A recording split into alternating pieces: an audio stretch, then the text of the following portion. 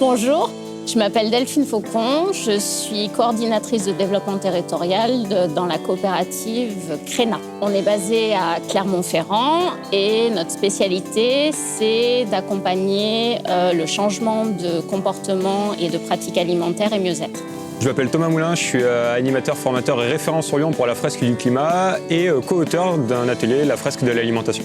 Bonjour, je m'appelle Richard Dio, je suis directeur de l'association Point d'eau, qui est un accueil de jour pour personnes en grande précarité. On accueille 150 personnes tous les matins autour de 4 questions fondamentales que sont l'hygiène, l'accès aux droits, la remobilisation et la santé. Je suis Loïc Fayet, je suis basé à Lyon, je suis membre du mouvement des cuisines nourricières. On est engagé dans la transition alimentaire avec comme objet principal la cuisine. C'est comment la cuisine la cuisine chez soi, au restaurant, en restauration collective, comment la cuisine peut devenir un vrai levier de la transition alimentaire.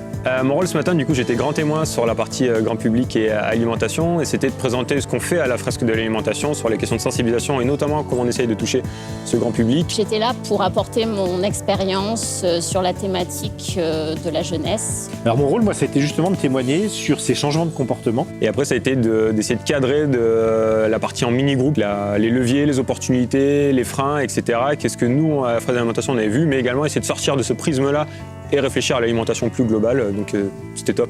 Alors on a passé un atelier qui était extrêmement intéressant parce que diversifié, en tout cas en termes de personnes autour de la table, en termes de statut, d'élus, bénévoles, salariés, en termes de secteurs aussi géographiques.